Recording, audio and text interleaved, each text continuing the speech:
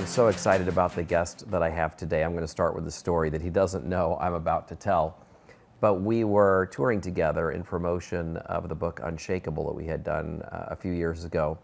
And I flew with him to an airport, and when we landed, a pilot came across the tarmac and said, "Hey, you really changed my life. I was going through a really hard time, and now everything's different for me, and here's all the things that I accomplished, and now I'm living my dream." And I thought, well, that's really neat that happens every now and then. And then we were at Bloomberg Studios getting ready to go on air, and a famous author came up to Tony and talked about how he had changed his wife's life. And I thought, wow, twice in one day, how often does somebody experience that? And then we're at dinner, and a woman comes across the room, tears running down her face. "I know you probably don't want to get interrupted, but I have to tell you, I went to one of your events, I read one of your books, and it changed the course of my entire life." And I remember going home and telling my wife, I can't imagine who else on earth I could be with that would have that kind of interaction just as a normal course of business. I'm here with Tony Robbins, and what's fascinating to me about Tony is in most professions, with most people, you can tell like who's number one, who's the greatest politician right now, who's the greatest in a specific type of business. We can debate who's number one basketball player, a football player. But where do you put Tony Robbins? Obviously, he's number one in his space, but who's number two? Who even comes to mind? I don't even know who that person is. Rarely do you see someone who's so far apart from everybody else that we can't even debate who's number two. And we can't really put Tony in a box.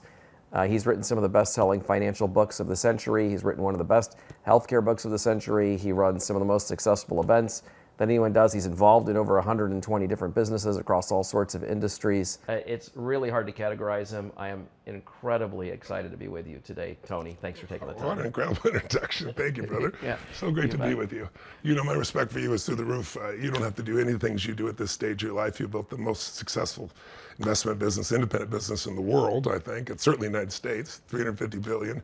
I've been on part of that journey with you. Yeah. And I tell people how my experience of you, which is you don't have to do a damn thing, and you are constantly out there educating people, wanting to show people the answers. And I just have so much respect for you because you care so much. And you also built a business that is second to none, in my opinion, and not just my opinion.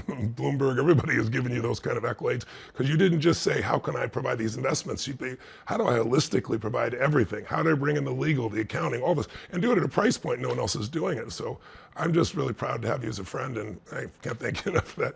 Yeah, I do remember that day, but those are my days, fortunately. That's outside my wife and my family. That's the greatest gift of my life, is getting every day to having half dozen or more people come and share with me how their life's changed. So that's nice that you got to see that. I didn't even realize you took that in. Oh, thank you. Thank you. Now you have I got to start with your inception story. I know you shared a little bit. You have an inception story. It's kind of a superhero inception story. What does it tell you about emotional needs, the human state? What did you learn from your upbringing that has influenced what's happened today? Well, I had 4 different fathers. They were all good men, but they were all financially challenged. And my mom was a beautiful soul. She's the most loving human being you can imagine, and I wouldn't be who I am today without her. She's since passed. However, when she drank alcohol and prescription drugs, because she was always stressed, a lot of anxiety in her and stress, and she got very violent. So she made me really, a therapist, if you would. She made me kind of a practical therapist. I had to figure out in the real moment how to change her emotional states, because I have a brother 5 years younger and I have a sister 7 years younger, and I needed to protect them. So I took some physical experiences until I got smart and learned how to change. And boy, I think what I learned was that, human emotion, a lot of us think it's our intellect, but it's emotion that moves everything. It's an emotion that starts a war. Isn't a pragmatic thing that starts a war, right? It's emotion that gets you married or divorced. It's an emotion that makes kids show up, right? And most of us, I don't think, really have learned to master it. So many people in the world talk about being stressed all the time, and they've just missed building emotional fitness. I hear so much about mental health today, and so many people talking about self-care. And there's nothing wrong with taking yourself. I think it's an important thing. But the more you focus on yourself, the weaker you become. And so it's like, if you look at the greatest generations, they're the ones that were challenged at the highest level. What we call the great generation, the one that was born in 1910, we just won World War I, and they thought they were going to have the greatest life because they're in the middle of the roaring 20s when they're teenagers, and then 29 hits, and what happens? You know, they didn't get and all this technology like now is happening, cars, Right. you know, planes, you know, music, telephone, all this stuff is happening. And they thought they're going to go party. They were the flappers. They were the kids everybody looked down on. And then boom, overnight, they had to deal with the Depression.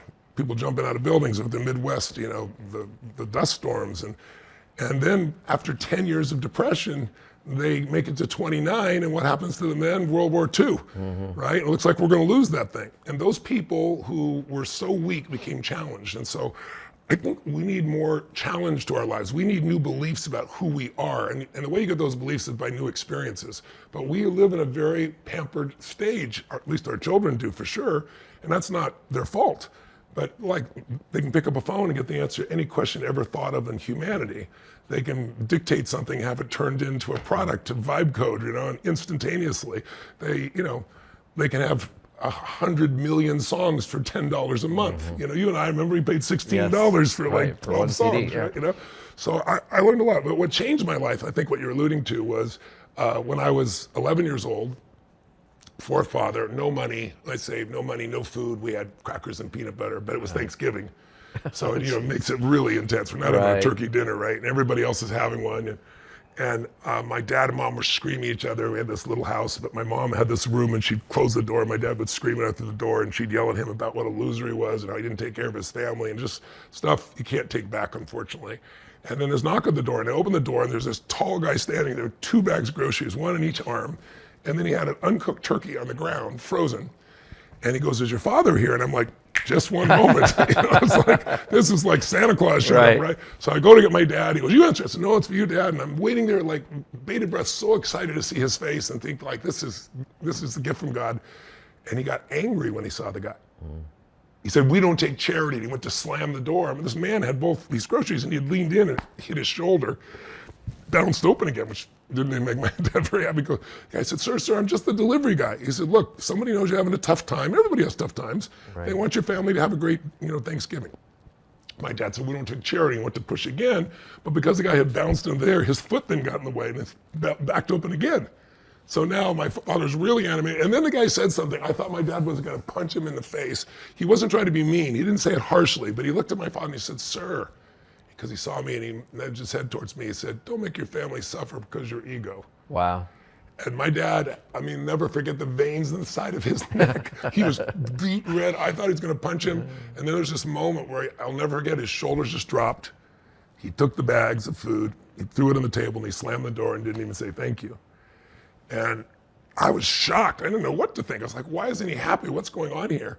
And it took me years to figure it out, but it became a gift in my life because my father left shortly thereafter. It was, to me, I thought the worst day of my life. But it became the best day in many ways. One reason was that there's 3 decisions we're making every moment in our life. Your viewers or listeners are experiencing it right now. You and I are experiencing it. Every moment. You don't do it consciously most of the time. You have to decide what to focus on.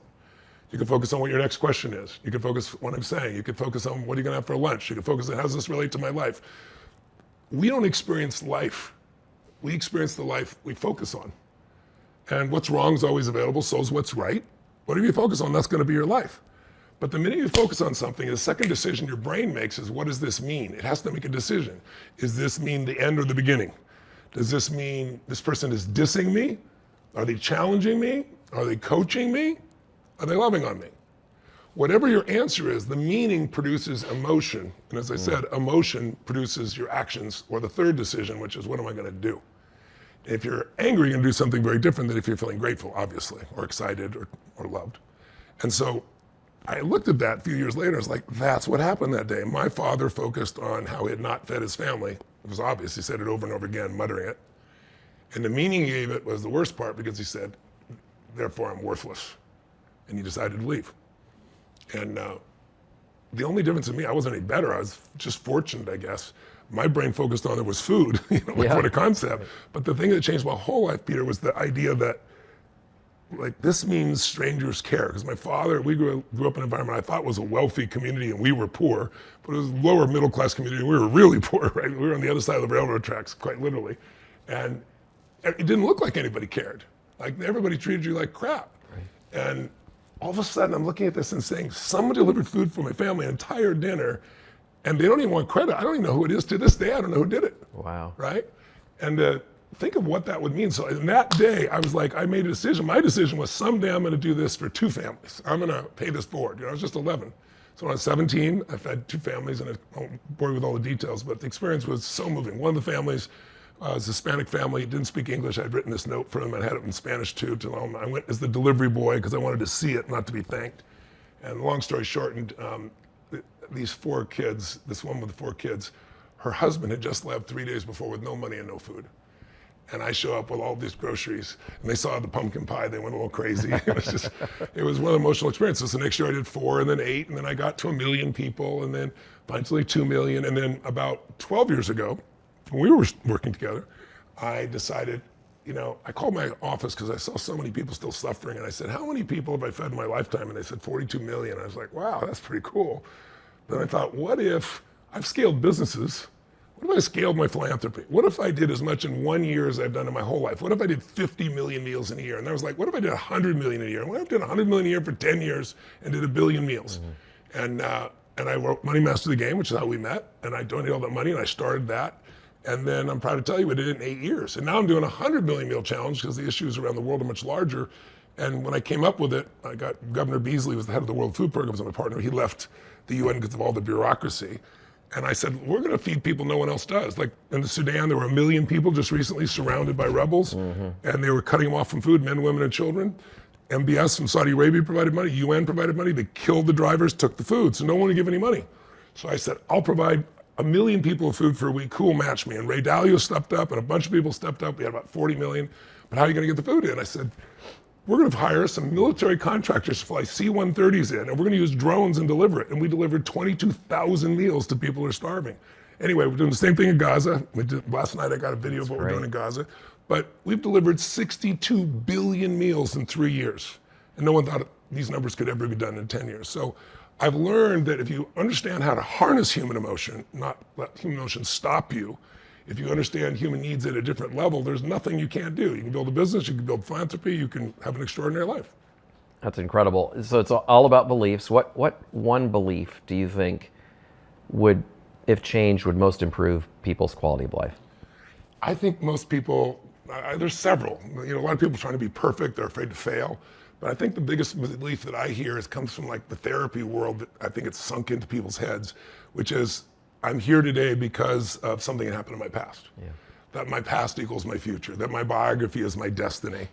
And it's total bullshit. You and I both know you can have pretty rough background and you can make new decisions. And the decisions control your life, not the past. The past can be a trigger, the past can be a filter, the past can feel heavy, but you can change that. You can make a decision right now to change it all. I always tell people, it's like, you don't like your body, change it. You don't like your relationship, change it. You don't like your business, change it. If you're gonna change your relationship, better change you first or you'll take the same person along with you, right? But it's like, all you have to do is decide. Decision is the power that everyone's given. We are given choice. I always tell people, it's like, why are people so stressed? Everybody I know, how many of your friends talk about being stressed? I'm curious. It's a very big topic of conversation for everybody, right? Everybody. It doesn't matter how much money they have, doesn't matter how much business they have, doesn't matter how successful, so stressed. I'm like, why are people stressed? Are you gonna try and tell me that it's more stressful today than, you know, the dark ages? Right. Or when a tiger was chasing you? Come on. The reason we're stressed is because most of us have fallen into managing what we have. Okay. And that's a survival technique. Manage what you have, keep what you have, like make a living instead of design a life. And when you do that, we're not made to maintain. We're not made to just manage, to be here and then die. Yeah. We were created by a creator, I believe, something, and whatever you believe spiritually, you don't have to be religious to say something created me, and we were given the power to create. And when you're creating, all that stress and anxiety disappears because it's no longer about you. You're about bringing something to the world instead of what am I going to get or what I'm going to hang on to. That puts you in scarcity. We both have people who've got 10-figure net worth plus and who are still living in scarcity. And it's like, and you know people who have nothing that feel like they have abundance. I remember I asked Sir John Templeton, became Sir at the end. I got to interview him when I was 30, and then I interviewed him in, I think it was 2008, like 2 weeks before he died. And I'd asked him, I said, what is the secret to wealth? And he goes, it's what you teach. And I said, well, I teach a lot of things, you know, which thing? He said, it's gratitude. He said, Tony, if somebody's got $1 billion, but they're pissed off every day or frustrated, their life is pissed off and frustrated. He said, if you have 3 perfect children, you got a beautiful husband, a beautiful wife, but you're living in worry all the time, your life is worry. Yeah. He said, gratitude is the secret to wealth. And he said, the second thing is tithing, by the way. He said, I've never met anybody, and I've experienced this myself, who didn't tithe at least 10%. It doesn't have to be to church, just something outside yourself, who did it for at least a decade, who didn't become incredibly wealthy. And I've done 17% for the last 12 years, which I had a couple of big things I succeeded in and did some nice pieces, and I've been blessed at a level it's completely, totally insane. It is fascinating because I see with our clients, the people that give the most, they're the happiest. They usually start doing it because they feel like they need to give back, and then they stretch themselves to give back, and it's hard to part ways with the money, and then they become addicted to the giving, and they feel lighter to me. Than other folks that they study us now to see what actually creates lasting pleasure in your body, because they can take your saliva and they can see what's happening to your hormones, and they can take your blood, but they can do it just with your saliva today. And I remember I was reading a study when I was doing Money Master the Game.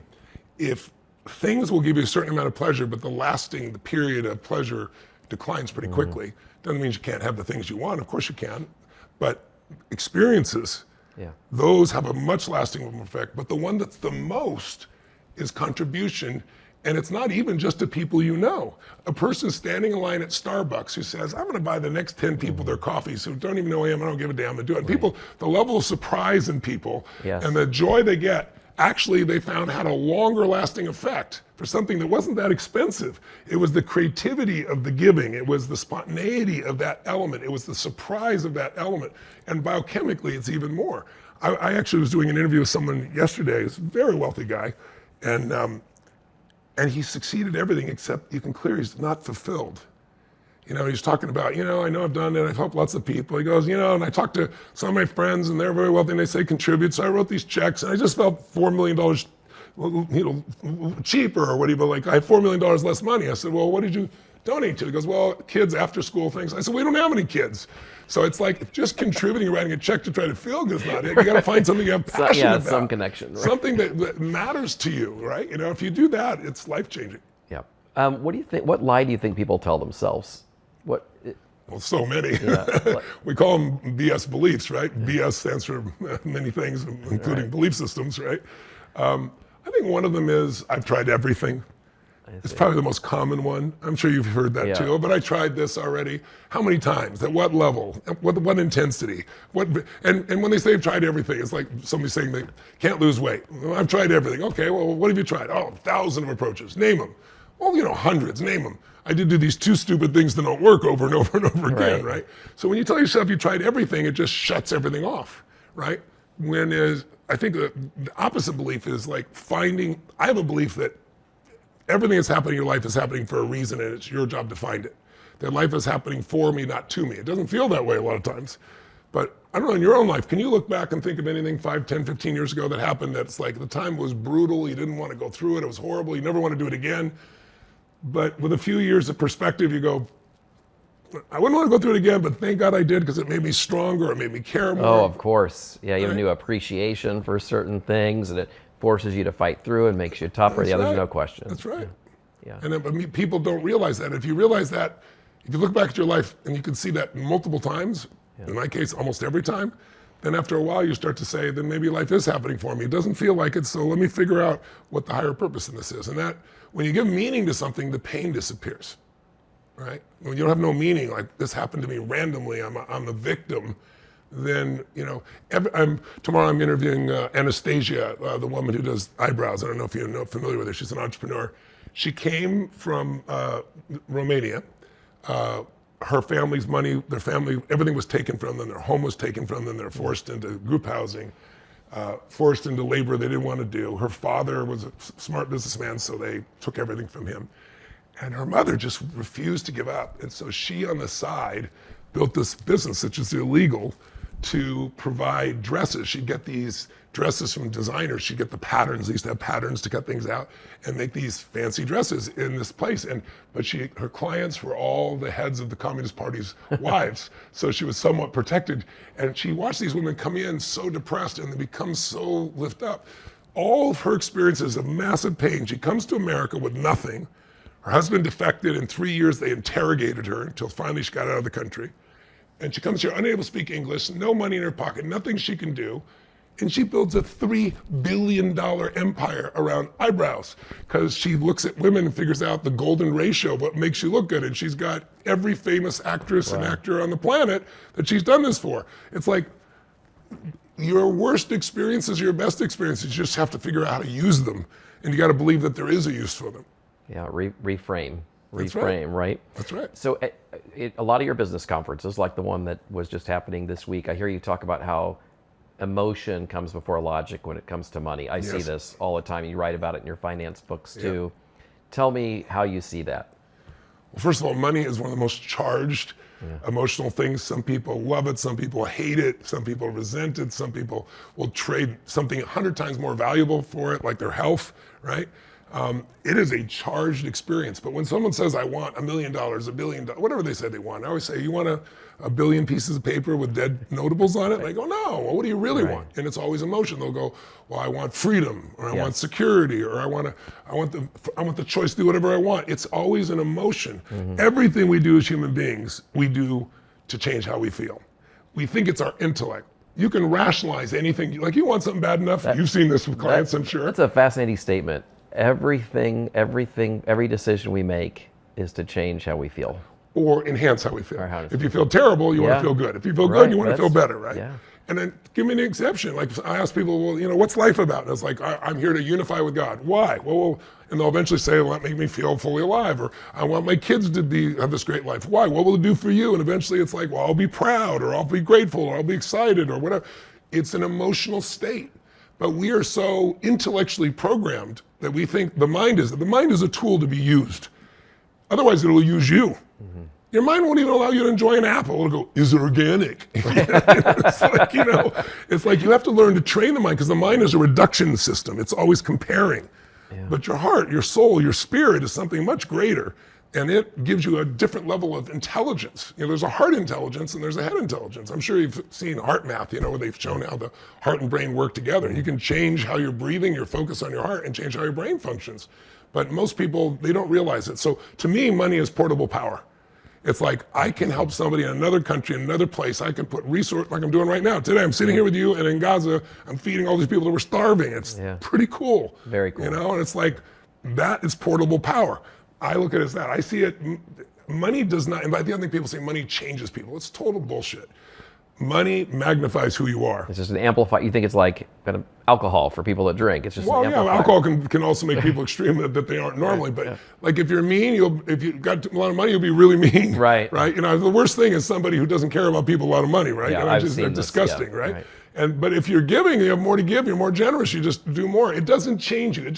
And when you magnify something, you just see more of the character, that's all. Right. Oh, I couldn't agree more. We've both seen so many successful people in the lines of work that we're in, and we've seen so many people have this enormous success in the business and then really struggle with money. Yeah.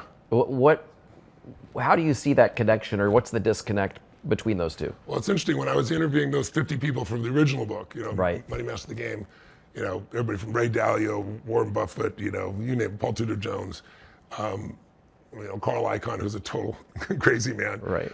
I asked them all the same question, because I said, I know a lot of very smart people, business people, and they're terrible investors. Like, why? And Kyle Bass is the first person who gave me the answer. He took $20 billion and turned it into $2 billion in 2008 in the worst market in a year. And he did it because everybody thought the real estate would go up forever, and he bet against it with synthetic investments. But he did asymmetrical risk reward. He risked 6 cents on a dollar. So he could be wrong, 25 times or 15 times and still make money, right? So anyway, he said, Tony, they're terrible because if you're a really good business person, you want to know everything you can about an investment. And by him telling you know everything you can about an investment, the opportunity's gone. He said, so they're going to get terrible returns. Also, they think because they're smart in business that they're smart in investing, and there are different rules. Right? And a lot of business people can get by with taking a big swing, and they're lucky enough to hit it. But as you and I both know, if you don't have your right asset allocation, you take a big swing. I mean, most people think they're going to become a billionaire by having this one big swing. And you and I both know the most successful billionaires they're playing the game of how do I have asymmetrical risk reward? How do I do the least amount of risk with the most amount of upside? Paul Tudor Jones, when I first met him, and in 1987, when the market dropped 20% a day, still the largest drop in a single day, he made 100%. And then it's like he went to the moon, and they had the ticker tape parade. He shook the president's hand. Now, what do you do for adventure after you've been to the moon, right? So then he got depressed, and so anyway, they brought me in to turn him around, and we've been friends, and I've worked with him for 25 years. And but one of the first thing I dug under is what was he doing at his best? And one of them was, he said, I don't make an investment unless it's a 5-to-1. And I said, what does that mean? He goes, unless I really believe, he says, I'm going to be wrong, but unless I really believe, if I risk $1, I can make 5. He goes, now if I'm wrong, I can risk $1 and make 4. And he goes, I can be wrong 4 times and still be okay. He goes, but the guy that's risking for 12%, a big risk, and he doesn't have enough asset allocation, he bet the farm. The biggest thing I learned talking to these investors, one of the things that shocked me, the best investors in the world, because I was just an average guy, I'm a little bit more sophisticated now. It's like most investors are trying to figure out how to maximize their investment. Their first rule is, how do I not lose? Right? Because they know if I lose 50%, people think, oh, I got to make 50% more. No, if you had 100,000, you lose 50%, you got 50 grand. You got to make 100% more to get even. And aren't that many markets and places that most people make 100%, right, in a period of time. So you're losing years. And so, they do it all through asset allocation. You're a company, and you are one of the best at making sure it happens for people, because that's so critical. But I saw that. I learned, I learned this asymmetrical risk reward from going on that journey, because I didn't think that way. And then I learned, of course, the distinction of trying to be as tax efficient as you can, because that's important. But then the simple one we all know of diversification, but not just different assets, different asset classes, but different countries, different, and different time frames. And Ray Dalio was the master of that. Yeah, I mean, I've found, if I look at creative planning's clients, you've got a lot of people that are starting out. You've got the multi-millionaire next door, and then we've got 2,800 people out of 10 million, up 25 million, up in the 100 million, a billion. The centimillionaires and billionaires, they're doing exactly what it's all asset allocation. That's right. They're trying to make sure that they're in different places, different countries, different asset classes, private, public, owner, lender, US, abroad. Yeah. And people that are starting out, they want to place big bets. And they think that the people with a ton of money are more sophisticated, and they are more sophisticated. They're sophisticated enough to not be swinging for the fences every day. I mean, they're really much more into the allocation that you talk about. But you know what, Ray Dalio, out of all the people that I interviewed, I love them all. A bunch of them have become really good friends of mine. But Ray's become a good friend too. But I remember asking him, because he's the most successful investor of his type in history, returned more money for investors than anybody else. In 2008, he made 8% when everybody else was eating the ground. Anyway, I asked him one of the questions. I went to him for a 30-minute interview, and it went 4 hours, because I over-prepare, and so I built a lot of rapport. I understood his business. But I said to him, what's the single most important investment principle you've ever learned in your life? What is it? If there was just one. And he said, Tony, I don't have to hesitate, because I've been thinking about this for 10 years.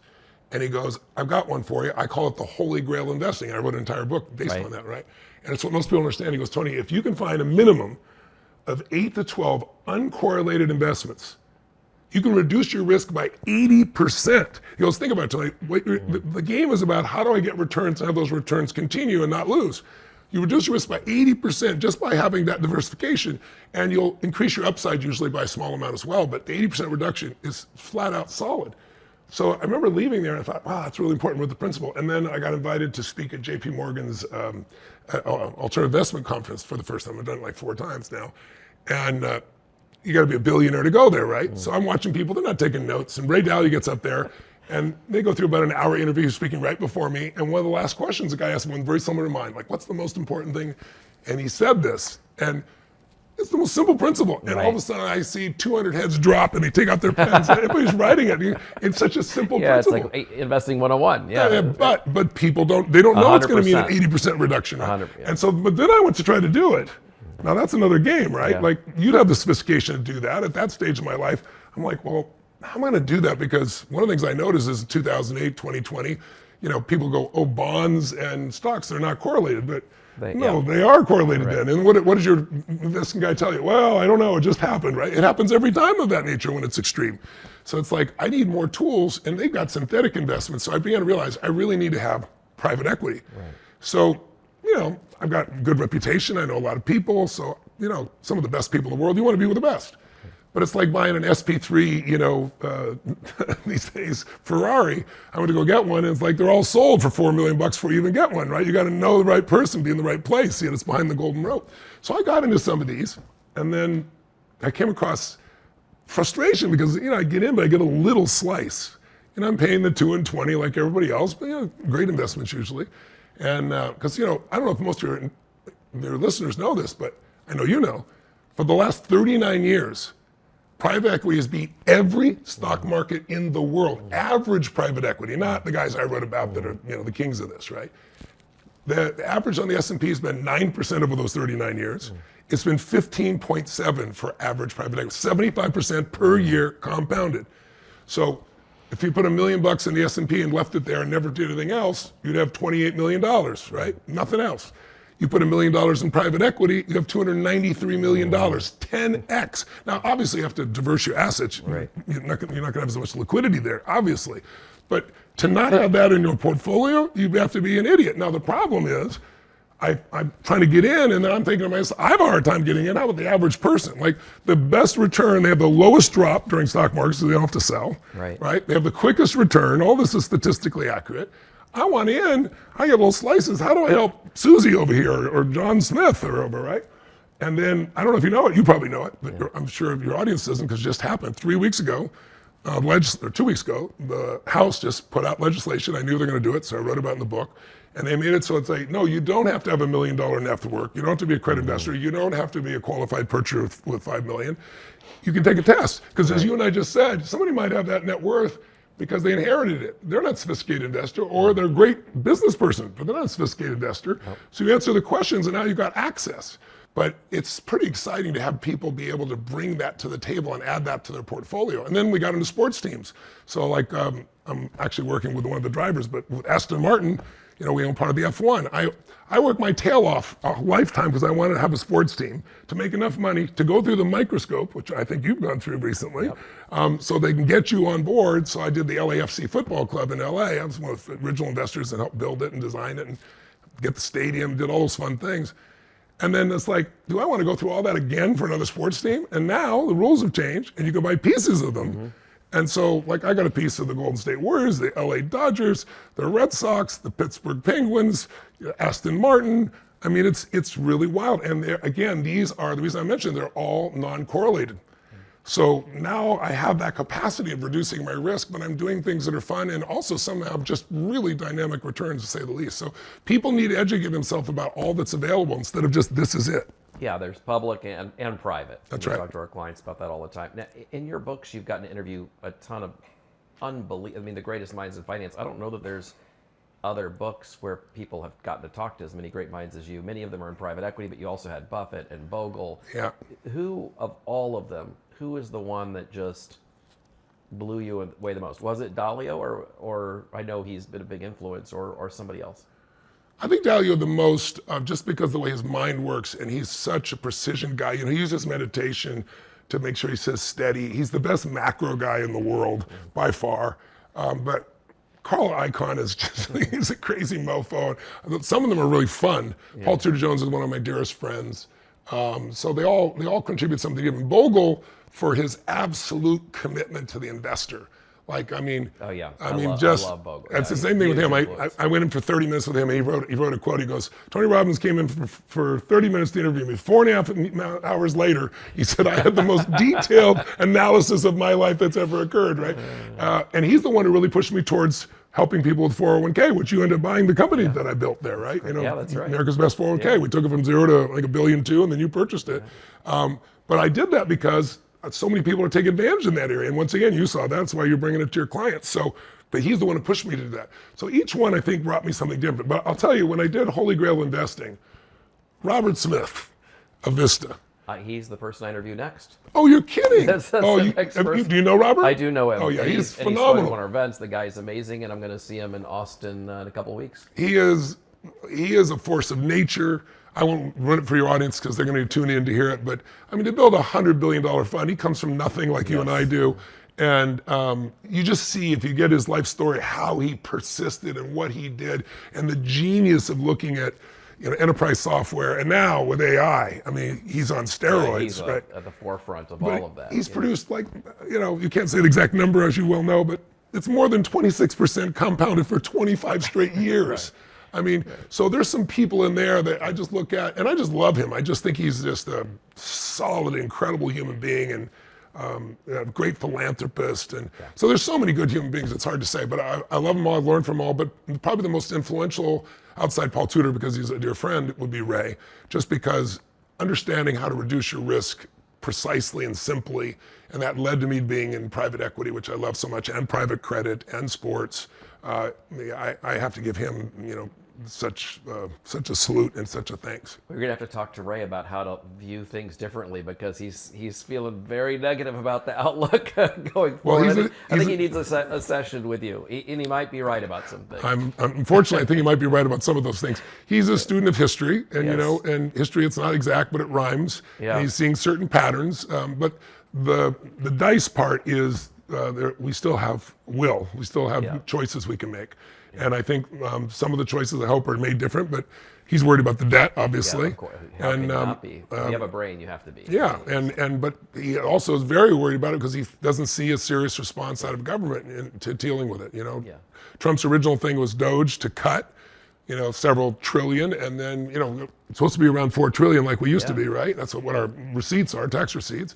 And now we're spending 6. Yeah, the whole other way. We got the whole other way. Instead of cutting it, we're spending more. We're going to spend $1 trillion this year on interest. It is the second largest payment. It's higher than defense now, and it's higher than healthcare. And they're trying really hard to make defense be higher than it, break a new record, because we've got the $1.5 billion, $1.5 trillion budget proposal for the Pentagon. It's insane. Absolutely. I share Ray Dalio's concerns. Me too. So all these people these are elite individuals. It's not just in finance. It's in healthcare, and it's in all the entrepreneurial things you do, and the people that have come out of your events. I've met many of the multi-billionaires that sat in a room and said, I changed my whole life course coming out of the room. Everyone likes to talk about motivation. I think you get miscategorized all the time as focused on motivation. But I think you definitely know motivation fades. What is it that happens with elite people after the motivation that makes them elite? Well, first of all, you know it. I hate that word. I've never been a motivator, but I do know how to produce energy. Yeah, that's for sure. People leave fired up. There's no question about it. Without energy, nothing changes, right? When you're low energy, like you don't feel like doing anything, you're not going to follow through. You're not going to make anything happen. So I know it's energy first, and so someone sees 20,000 people in this crazy energized state, and they go, oh, he's a motivator. But I'm a strategist. But the answer to your question, because strategy is way more important than motivation. Right. Other than it's not enough if you're not in the right state. Like I always tell people, if you want to create a breakthrough, you need 3 S's. But I'm going to give you them in reverse order first, and then I'll answer your question directly. Most people, when they're trying to make a change, let's say you finally get fed up, I'm going to lose weight. What's the first thing you do? You ask the question, how? It's a natural question. Well, how am I going to lose weight? What's the strategy? But in reality, 70% of Americans are overweight. It's the most in human history. Is it really a strategy problem? Is it really that difficult to figure out how to be fit and healthy or strong? I mean, is it only reserved because it's so complex for the 1% or it's so expensive? No, you have to work to avoid all the strategies. They're available everywhere. You don't have to get out of your chair. You can pick up your phone and download it all, right? You can get a trainer to come to your house, right? It's just ridiculous. But we don't do it because it's not really a strategy problem. Now, for some people it is. They don't know what to do. I don't want to make that sound impossible. But I remember, I think it was 10 years ago, they had a cover of Time magazine. It was the Atkins diet. And 14% of Americans supposedly doing the Atkins diet. Well, clearly that's the wrong strategy. Yes, it'll work, but when you've taken so much protein, you have to pee on a stick, and your breath is that horrible, it's not hard to figure out this is not a useful strategy, right? I mean, come on, it's not sustainable, right? So some people it's a strategy problem, but the real problem usually is they focus on how, and since they've never done it before, Peter, they get uncertain. Mm-hmm. Like what makes an athlete incredible? What makes, somebody coming down that aisle and they're going to stuff the ball and, they're King James. There's no hesitancy. There's absolute certainty what I'm going to do.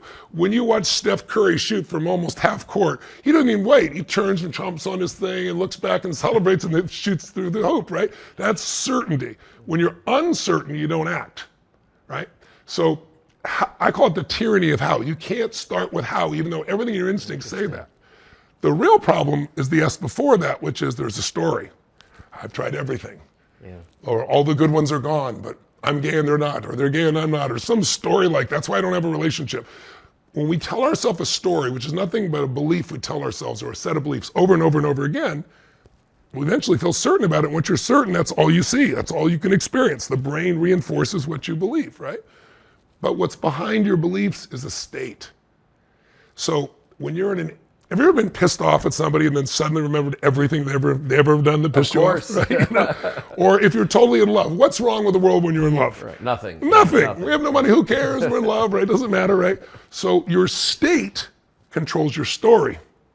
And your story controls your ability to find a strategy. And you've done this, I'm sure, hand someone the perfect strategy right in front of them and they don't execute it. Why? They got a story about I've tried this or it doesn't work or I don't have this or I can't do that or something. My past means that or you don't care about that. They got some story. The real problem is their state. So I start with state, and that's why people think I'm a motivator. Interesting. Because I know that if I don't change your state, you're not going to change your story, and it doesn't matter what strategy I hand you, I can hand it to you, and you might even nod your head and write it down, but you're not going to do it. And that's why I do seminars with immersion, is because I change their state, I get them to shift their story, and then I give them the strategy, and they get them to do it while they're with me, so they know it works. So when they go home, it's not like, oh, did that work or not? That's the combination. But to answer your question about, let's say, a great athlete or someone who, what do they do when the motivation disappears? Because I was sitting across somebody with that yesterday. And the guy's a very, very wealthy guy. And what I tapped into was his identity. Identity is the strongest force in the human personality. Identity means we all have a way of defining who we are. If you believe that you're the person that finds the way no matter what to win, and someone tells you, oh, by the way, Lance Armstrong, you have cancer in your brain, you have it in your lungs, and you have your testicles, which is inconvenient riding a bicycle, right? And you're gonna die. His brain says, his identity is, I always find the way to victory. And he did. Live strong, he's alive today, turn it around. It's also why he used drugs to win. Because he broke the law, the rules, and hurt his reputation, because I find whatever it takes to win. His identity, in one part, saved his life, another part hurt his reputation, right? So if your identity is, oh, it always happens to me, this always happens, you will find that happening. You will find the way to that component.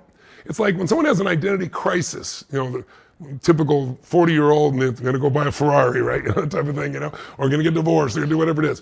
What they're searching for is, who am I today? I have this old identity and I've lived it forever, but life is limited now. What do I want to do with my life? When you don't know who you are, you can't make a decision. So identity, enhancing identity is there. And what I do, I'll give you an example, will be Klay Thompson, working with Steph, because I worked with the Golden State Warriors, and we won the championship in 22, and I was working with him, right? And he had gone through a massive injury, not played for 2 years, came back several times and got re-injured, and people just said his career's over. And so the team asked me if I'd work with him. I worked in this session, and I tapped into, he talked about it on the interviews, goes like, Mr. Robbins tapped into my soul, the power of my soul, you know? And what he means by soul is who he is beyond his performance, who he is inside, who he was made to be. And an athlete like that, who's made it to that level, they have that identity somewhere in them. They may forget it, but you reawaken that. And sure enough, he went out and he was one of the stars against Boston, and you know, won down there. It was such an unbelievable celebration. It was a blast to be, and poured champagne all over me in the room and thanked me and hugged me, because he like tapped back into that. In spite of the moments, like the biggest problem I think people have is they forget we are more than this moment. You are more than anything could ever happen to you. If you start believing this happened to me and that's the defining factor of my life, then your life is over. But if you can remember there's something inside me, spirit, soul, whatever you want to call it, this part of me that's unconquerable, and athletes have that if they've made it to that level, then I don't have to worry about motivation. It's like, I've never been a motivation. If you eat, if you're overweight, I should say you're motivated to eat. Okay, it's pretty obvious. I'm looking for your drives. Drives don't go away. They may fall off for a moment, but they're inner and they can be awakened. And when you awaken that drive, and that's what I do. I find people's deepest drives. Like, what do you value most? Is it God? Is it your children? Is it, taking your life to the next level? Is it being the best human you could be? Is it pushing through anything? What is it that will push you beyond the limitations of your mind or the pain that's in your body? That's incredible. I feel like I want to bottle that up and replay it every now and then. You've mentioned a couple things throughout this interview. You've brought up AI a couple times. There's a lot of people that feel like they're doing all the right things. They're motivated, consistent. They've got this plan, and they're scared to death that AI is going to disrupt their job, their livelihood, their future. What do you think is coming? What advice do you give people for how to prepare for it? I don't think they're wrong to be scared, to at least be concerned. Scared's not good because a decision made from fear is almost always the wrong decision, right? Because your brain overloads something, but they have to be concerned. I had this conversation with President Obama 10 years ago. Someone was bringing this up to me in an interview recently, and I remembered, I was sitting down with him and I was saying to him, Mr. President, I said, I'm sure you know that 150 years ago, 80% of us are farmers. Now it's 3%. We take care of the world. I said, that transition, no one thought of being a webmaster in those days, was the example I gave him. I said, there are plenty of jobs. But I said, that change was 150 years. I said, and AI wasn't the big thing yet. But Ray Kurzweil's a good friend of mine, and he was telling me in 2029, we're going to have general intelligences. And I didn't know what it was. We're going to have machines that are more powerful than all human minds combined. And that we don't know what's going to do. He was telling me that. And he's the most accurate forecaster. He created MIDI, he created all digital music, he created Siri. I mean, he's the Edison of our time. So I said to the president at the time, I said, I was just looking at automated cars. And I said, you inherited an economy where 8 million jobs were lost, 2008. It destroyed the economy. Everybody's freaked out. In some ways, it's worse than 2020 because the government didn't print money and give it to anybody, although printing money will make it worse long term, as you and I both know from inflation. But I said, how many years before we're going to have automated cars and automatic trucks? I said, 10, 12 years, 15 max. I said, my bet is 10 to 12 years. And I said, I don't know what your bet is, but I want you to think about this. I said, because I asked him, what are you doing to prepare people for the changes that are coming with the technology? That's how the conversation started. And he was saying to me, well, Tony, we think that's going to be over a 20 or 30 year period. So that's why I was giving these examples. And I said, if we just took Uber drivers, taxi drivers, and truck drivers, there's 8 million in the United States. That's all the jobs that were lost, one sector. Incredible. And I said, so let's just say that's the only technology. That's 2008. And I said, am I, as a businessman, going to hire a truck driver to drive 8 hours a day, who I got to pay health care for, it's going to be more expensive every year, who's going to bitch about his quality of life, when I'm going to pay for a truck that can do 24 hours a day, the insurance will be cheaper, it doesn't get in accidents, and guess what? I get to depreciate the asset. I said, there will be no truck drivers at some point. Right. I said, so what are you guys talking about doing? And in the end of the conversation, he just shook his head and said, Tony, I think you're exaggerating the tempo of change. Wow. And I'm like, you're the president of the United States. Is this what people are telling you, right? And so look, here we are 10 years later, and look, Waymo is in how many cities now? Right. And we're on the verge right now where there's some trucks, automated trucks that are happening. We're right at that verge. That's 8 million jobs by itself, and no one is retooling these people. And so, by the way, right now, AI already, just in the last 12, 24 months, has changed something, a pattern that's never happened in modern history. High school students have a lower unemployment rate than college students. College students, for the first time, they're coming out of jobs, and all those starter jobs, like, what do we tell people to become for the future? Become a software engineer. Right. Talk to Robert Smith about software engineers. He used to tell me that was the chokehold on his business. Right, it went from the most secure job to now the most in jeopardy. And they were high-paying jobs. They weren't like little blue-collar jobs, $200,000 a year, $300,000, a great one, $350,000. Vibe coding, I mean, it's ridiculous. Right. So here's my answer to your question. What do they need to do? So I think about them for my own kids. I have 5 kids and 5 grandkids. My kids are adults. They're going to be fine. My grandkids will be great economically, but I want them to work. I don't want them to become dependent. Plus, I want to have meaning, right? That's why I don't think UBI is the answer. Because UBI will never be enough money, and then where do you get your meaning, right? You still have to do something, right? Universal basic income. Universal basic income. Yeah, they might have to do something like that as a stabilizer, but it's not going to be enough. So I thought this, and I've taught this to all my kids, and I'm teaching it to my grandkids that are old enough right now. Even the 12 or 13-year-olds I've had these introductions to. I said, the number one thing in your life, in the next 3 to 10 years, there'll be more change in humanity than in all of human history. Elon thinks in 3 years, We have, absolute general intelligence and robots, and so now he's usually early. He's predicting things like zero poverty globally, and He's saying labor will be like electricity. Right. Right now, you don't think of electricity; it's so cheap, it's everywhere. That's what labor will be, and we're not going to have the same job. Right. So, I think he's one of the smartest men on the planet. I think he's also usually a little early. Ray Kurzweil, though, has been the most accurate forecaster of every technology for almost 40 years. 10 years ago, and he still says 2029, that's 4 years. The longest that I'm hearing anyone talk is Hinton. Hinton is the founder of AI. He's saying 2030, basically 4 years, to maybe 2040 at the outside. So you can probably say realistically, in the next 3 to 10 years, there'll be more change. Now, by the way, that's not counting nanotechnology, right? That's not counting all the things that come out of AI as well. So if that's going to happen, your number one way of having a great life is you have to become a learning machine. You're not going to be replaced by AI. You're going to be replaced by someone who understands how to use AI. That's where you're going to get replaced. And so there are 3 skills that I think every human has to learn now. They are the skills that have made you a very wealthy and successful man, a very happy man in your family life as well. Done the same thing for me. Skill 1, pattern recognition. Every person who's not in fear is not in fear because it's not random. They see there's a pattern here. And if there's a pattern, I can start to predict and anticipate instead of react. Having to react is where all the fear is, right? And that's my concern, is like we have a whole generation of people, we're not retooling, we're not telling them. And so all they're hearing is, I'm losing jobs, or I could lose my job, but we're not showing them another path.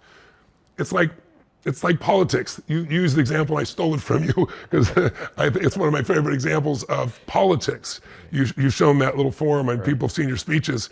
I show it too. It's like people say it's the worst time in the history of America. We're at civil war. Republicans, Democrats have never been like this. And then there's those 2 placards from John Adams and Jefferson, and the stuff they say makes Republicans and Democrats look like they're the sweetest people on earth, right? Yeah. It's like it's a cycle. Right? We always think of, if it's bad today, it's going to be bad tomorrow. If it's great today, it'll be great tomorrow. No, that's not how it works, right? It's a cycle. So when you know a pattern, then you're not fearful. The number one thing that happens is you now have some anticipation power. Anticipation is great power. Business, it's everything. Second skill, though, it's one thing to recognize a pattern. What makes you powerful is you do pattern utilization. And that's what I show my kids. You can't just know this is happening. You got to say, how do I use that? So, Starbucks was started by a man. He didn't come up with the idea for these coffee shops. He was in Italy and he saw a pattern. Like, people needed a place to go between work and home to decompress, and they didn't want to always go to a bar, and they go to these little coffee shops with really expensive coffee, and they had these conversations, and he went, oh, I'm going to take this back, and did it here in the United States and made more money than God, right? He didn't just recognize the pattern, he used it. You were a genius in what you do. I'm not blowing smoke your way. You and your organization, you saw the pattern of what's in your industry. You said, no, I'm going to add more value. I'm not just going to help people manage. I'm going to bring in the legal. I'm going to bring in what I can do on accounting. I'm going to put it all in one place. I'm going to do it at a price point. I'm going to do it in Kansas City. I'm going to do it at a price point that nobody can beat in New York and other places. And I'm going to crush them. And you have, right? So Robert Smith, right? Pattern recognition, but using it. But the third level is pattern creation. And that's when you will never have fear again in your life. Because when you become a pattern creator, you become the GOAT of your industry, of your business, of your family, of your life. What I mean by that is, like, if you're going to learn to play a piano, you got to learn the patterns of what it creates. How do you do it? You model someone else. Beethoven, Bach, pop singer. You play their music. If you recognize the pattern, learn to use it, you can make beautiful music too. It's beautiful music, but it's not yours. And many other people can do the same thing. Yeah. It's just like in my life, I learned all these patterns, right? You always stand on the shoulders of people before you, but after a while, then all of a sudden, I've done this for 50,000 hours, not 10,000 hours, and my brain started seeing things that I saw that were never been seen before. I started creating patterns that didn't exist. That's how I was able to do things like, I've not lost, I think I've not lost one person, who is suicidal, and Stanford did their study on me. I haven't lost one in my history. Right? And it's not because I'm so brilliant, it's just there's a pattern to someone committing suicide. And if we know the patterns, you can change it. There's no fear about it. But when you create patterns, then there's no stress again. Now you're a creator. And you're a creator. You've created this business, you've created this opportunity for people's lives. It's one of the things I respect about you. And it's like, you didn't just do what everybody else is doing. And you don't have to be gigantic changes to be a creator. Sometimes just little changes, but the little changes that matter. That's what will give you the advantage in business, the advantage in life. So all my kids, it's like, what's the pattern here? How could you use this, right? You know, how can you create it, right? Because if you do that, then every tool that comes out will be yours to use as opposed to you being used by it. So you've got this great way to look at things with patterns. They generate ideas, and you're constantly sharing your ideas. Yes. What idea have you shared do you think people underestimate the most? I share a lot of ideas about a lot of subjects. Your body, your mind, your emotions, your finances. I think maybe the simplicity of living in a beautiful state. You know, what I mean by living in a beautiful state is what's a lot more rare than a billionaire, and there's only a few thousand, 3,000, 3,500 maybe in the world, much more rare as a human being that can live in a good state when it's not going their way, right? If you could decide that, you know what, no matter what happens, I'm gonna live in a beautiful state. It doesn't mean you don't get angry or frustrated, upset. It means you don't stay there. You just snap out of it and you go, okay, let me use this. Let me find the benefit in this. You know, if I ask myself questions, I think questions are the way you get new answers. Better questions get better answers. And it's like, one of those questions is like, okay, how can I use this? What's great about this? I know it sounds stupid, but what's great? And make myself actually answer that question. What's not perfect yet? Okay, what am I willing to do to change this? What am I willing to no longer do to change this? Sometimes like, something I need to change, right? And then what needs to happen now? Those are like some of the questions that I'll ask myself. And I think people don't understand questions are the answer. And I think people don't understand that if you can manage your emotional state, you're gonna have the greatest quality of life no matter what your economics are, no matter what happens with the Trump administration, whether you like them or don't. None of this matters if you're in a beautiful state, because you know, it's like, if you can find joy in the littlest moment, you know, my daughter walks in and like my whole world changes. Right, you know, right before dinner, you can just see that. Like, yeah, I mean, it's just like, you know, I just like, if I miss out on that because I got some business problem, and you know, I've got 121 companies now, we're doing $12 billion in business. What are the chances that right now someone's screwing up somewhere in the world at one of those companies? 100% if screwing up is different than I think they should do. And by the way, they might be right, I might be wrong. So we end up reacting when we think people don't behave the way we think they should, or we don't think we behave the way we should. But human beings are variable. So it's like, I look at it today and say, ultimately, I want to have an extraordinary quality of life. That requires extraordinary emotions. You can have shitty economics and I know people have no money and, you know, go to Fiji and they're the happiest human beings you'll ever meet. I know people with a lot of money and they're miserable as you know what. And it's like, so there's no correlation. It's a choice. And if you draw a line in the sand, and you know, I think you and I were talking before we got on the air here about your family as immigrants. You know, when immigrants come here, they love America. They want to take advantage of the opportunity. They are grateful to scrub a floor in the beginning and do that because they didn't have that freedom before. Right? And we have kids today that live in this country and they want communism because they think it just means free stuff. I went to the USSR when it was the Soviet Union. I was there at 24 years old because I was doing firewalking and I wanted to know how this was happening. A group of scientists were brought over and I watched. I became a capitalist because every city we went to, Peter, you'd stop, we'd be having caviar of these Russians. They're living like kings and they're all supposed to be equal. Everybody's a communist. We're all supposed to be totally equal. That's communism. Nobody gets more than another, right? And we'd stop at every town, freezing, and you'd see people around the block multiple times in these buildings, all same gray, ugly building in every city. And it's the place they'd get, stand for 45 minutes in the cold so they get a quart of milk and a half a loaf of bread. And these people are having caviar. And I was, you know, a young man, I was like boisterous. I'm like, what is this? You said it's equal, right? I came back and was a capitalist. You live in a society that gives you every choice, but the problem is most people are not owners. We haven't taught our kids to be owners. They got an iPhone. I figured this out the other day. If you bought every iPhone since the beginning, you spent 22 grand. If you bought the stock on that day, the same stock, or bought the phone and the stock, right? You'd have $327,000. Now that's not billions, but it's a lot more than losing 22 grand. It's like, we gotta teach our young people to be owners. We gotta teach people to be in a beautiful state no matter what. And I think if you combine those two things, you're gonna have an extraordinary quality of life. You mentioned at the beginning of that questions that people ask themselves. What's the one question you wish people would ask themselves, but they don't do it, or they rarely do it? I'll tell you something, I'll answer your question, but I'll tell you something that's really important. And my date with Destiny, I figured this out 30 years ago. Remember, he said, we don't experience life, we experience the life we focus on. So while you and I are focused, if we're focused on what we're talking about, we're not thinking about what happened yesterday or tomorrow. We're here. This is all we're experiencing. If you think about things that piss you off, that's what you'll remember. If you think about things you love, that's what you're going to remember, right? Your focus is controlled by your questions. So what is thinking? One day I was like, most people's problem is they're thinking. So what is thinking? I think, okay, I'm thinking now. I'm asking a question. I said, well, is thinking nothing but asking questions? And I said, well, that's a question too, isn't it? It's like, well, not all thinking is asking and answering questions, is it? I did this for about 45 minutes, so I realized that's all thinking is. So if you change the quality of your questions, you'll change the quality of your thinking. And everyone has one question, I call it the primary question, that your nervous system has learned at a very young age to ask more often than anyone else, and it controls the quality of your life. Some people's question is, what's wrong with me? They can go to 10 hours of a seminar, but if we don't change that question, questions, you only believe something because you don't question it. Like I believe you and I are friends. If somebody came and told me, but Peter's talked behind your back, I go, bullshit. It's like you misinterpreted it. Or maybe Peter got pissed off at me of something I don't know about. I'm sure he'll work it out, right? But if 5 people tell me that, I might go, holy shit, is Peter bullshitting me? Like I know he's my friend, and the minute you ask the question, there's doubt. So I learned this when I was working with the CIA when I was 24 years old. I did this piece, I went through a year's worth of top secret clearance. I watched the guy, quote, brainwash. All he did is get this person to believe their name wasn't their name. It took him less than 45 minutes. It was spooky, but we do it to ourselves all the time.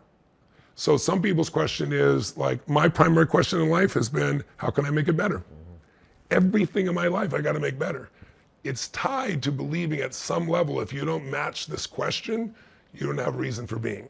I could explain it more, but take longer to explain. But the essence is, it's tied to the ultimate pain and pleasure. Some people's question is, why don't they like me? How can I show them? Why does this always happen to me?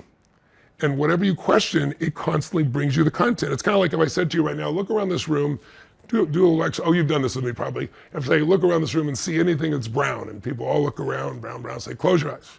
And then I'll say to them, tell me everything you saw that was red. And people laugh. And I say, open your eyes and look for red. And look for red, and they go, okay. I said, did you find more red? They said, yeah, how come? Because of what you're looking for. Your questions control what you look for, and you will find it. And I said, by the way, in order to succeed, to find brown, you lied to yourself.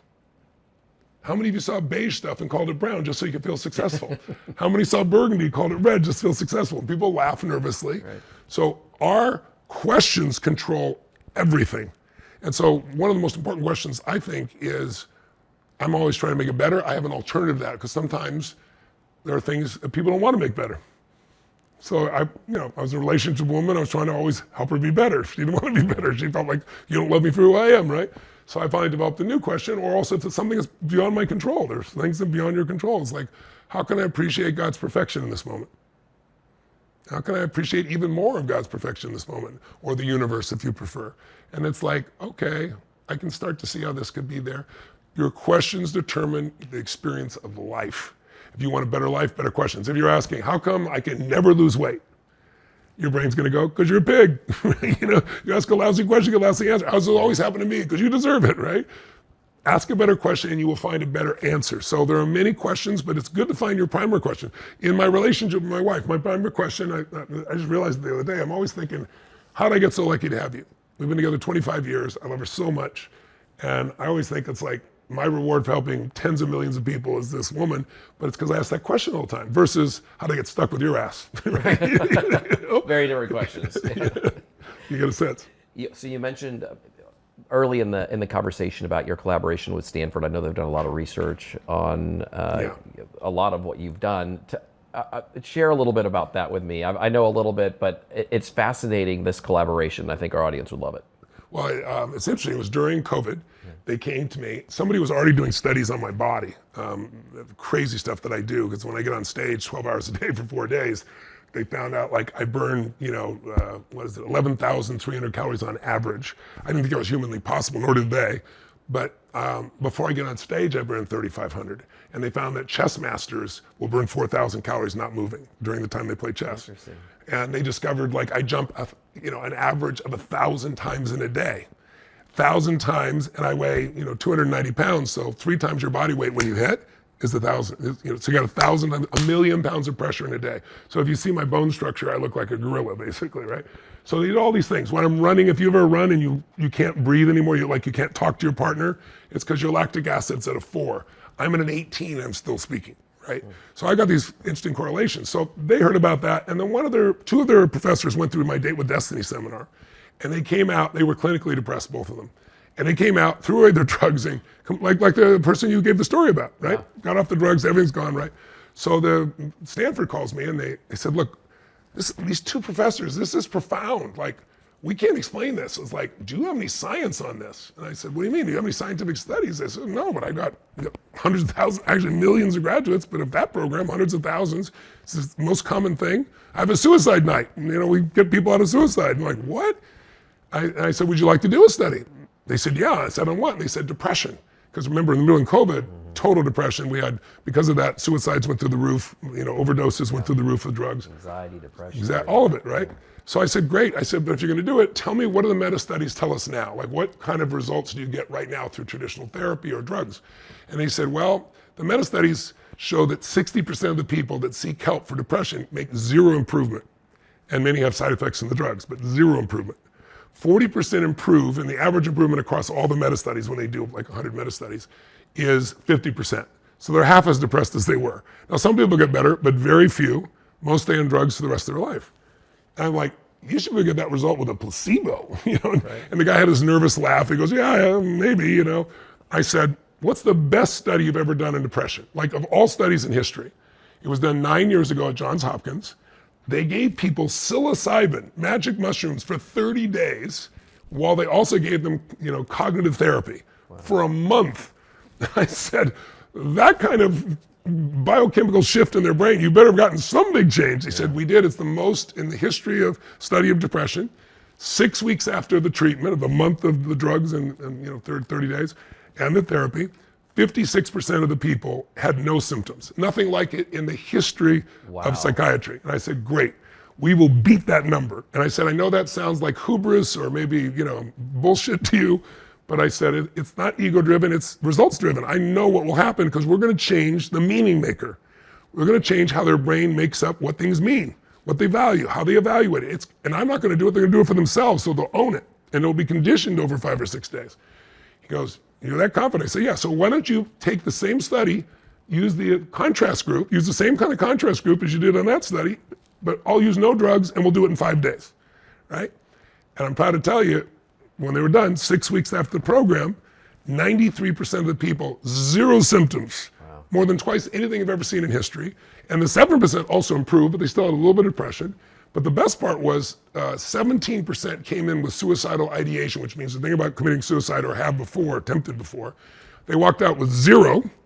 1 year later, best statistic of all, with no more feedback from me, I never met him again. After just 5 days, the lasting effect was 71% reduction in negative emotions, 52% improvement of positive emotions with no more touch from me. Because their meaning maker had been changed, right? So they're so blown away that they said, we want to do another study. So now we've done 3. But I'll just tell you one of the other ones. And that is, they decided, I said, listen, why don't we do something for business? Because right now, the biggest challenge in business is engagement. Since COVID, people don't want to work. They don't want to go to work, and they don't want to work at the same level, right? And I said, they measure it 3 ways, you probably know. Engagement, which is obvious. Disengagement, which means, like, we now call that quiet quitting, where they're trying to do the least they can, and that means still get paid. And then active disengagement, which is loud quitting, which is they're trying to hurt the company and do the least they possibly can, which is mind-boggling. In the history of the study, it's more than 50 years old, around the world, we've had the largest drop in engagement, largest increase in active disengagement. I said, give me a group of that. Let's do it a big group. They did 1,500 people. To give you a perspective, most studies are 25, 35 people, 3 months. 1 year, 1,500 people. 750 as the control group, 750 that did our Date with Destiny program, 5 days. The results are so unbelievable. They haven't published them. They're publishing them in a journal, I think, in 2 months. They're going to teach a class at Stanford on it. And because the results are in business, engagement equals EBITDA. The companies that have the largest engagement have the most profitability, right? There's zero question about that correlation. Within the first 5 days, they recaptured all they lost during COVID, right? So they exploded back to engagement, active disengagement, and disengagement dropped to the floor. But every month since then, for a year, their engagement has increased, and I've never seen them again, right? Because you've changed the meaning maker of what drives them. And they did it, not I, they did it. So we're very excited about that from a business perspective. And what's nice is what I've always done, but it shows people it's not motivation, it's rewiring, it's neuroscience, it's rewiring your nervous system that makes the lasting change. You have so many different ways that you teach people. You've got all kinds of events. You've got some for couples, some on people starting in business, some more advanced in business, some for people that are committed to year-round development. And I know you have one that's special to you, that's 1 million people every year. I know that's coming up. Tell us about that one. Well, it's called the Time to Rise Summit, and it's designed to say it's time to rise, time to claim what your life is about, not to give up or not. If you're doing great, it's time to go to the next level, right? And I started it because the governor of California in 2020 calls me up. I'm about to do an event in San Jose, San Francisco area, a stadium of 14,000 people. And he says, sorry, Tony, but you can put 100 people in because of COVID. 100 people in a stadium. And I was like, what? So I said, screw it, we're gonna go to Vegas. They will never shut down Vegas. We moved 14,000 people 3 weeks later to go to Vegas, and 7 days out, they shut down Vegas. Wow. I was like, we'll go to Texas, it's its own country. The governor said he's not shutting down. A friend of mine owns a big church there, more than 14,000 people. We rent the church, we go the whole thing. They shut down about 10 days out. I said, we're gonna put them in movie theaters, because they let you put 10 people in a movie theater for a while. Okay, big screens, great sound, at least they got somebody to interact with. We'll do 1,400 movie theaters. It'll be in their local community. They don't have to travel. This could be a cool thing. They shut down the movie theaters. So I built the studio, and then I thought, people are home depressed, overwhelmed, like, what could I do to make a real difference? And I thought, why don't people do things? It's money and it's travel, right? Those are two things. Because most people have to fly someplace to go see us. So I said, I'm gonna eliminate both. I'm gonna do it from the studio. I'm gonna make it free for anybody around the world. And I'm not just gonna do 2 hours. I'm gonna do 3 days. And I'll do like 3 hours a day, so it's not overwhelming. Like going to a movie, but it's your life that transforms. And I'm gonna show them how to increase their energy, and we're gonna figure out what they want, what's gotten away, and not some New Year's resolution that they've already broken, but a plan in a system, and then I'm gonna build a community. And I didn't realize it's gonna be so big. So we've done it 5 years in a row. Last year we had 1.3 million people. We've had over 5 million people do it. This year we'll have well over 1 million people from every country in the world, 193 countries. And it costs nothing. If you're at home, you can do it from your home. If you're at the office, you can do it to people at the office. So you can go to timetorisesummit.com, timetorisesummit.com, get yourself registered, think about who you want to bring to it. And it's on January 29th through the 31st. So only like a week and a half away here. And I really look forward to serving people. It's really cool to see the changes, because every day during those 3 hours, then you have an assignment, and then people go up on Facebook and so forth, and they do their assignment and share like a video. And you see people from every walk of life, from every country on earth, changing their life. And then they all support each other, and you develop this incredible camaraderie. So it's one of my favorite things I get to do. Well, one of my favorite things I've gotten to do is sit here with you and have this conversation. It's absolutely incredible. Thanks for taking the time to spend with us. It's my privilege. Thank you so much.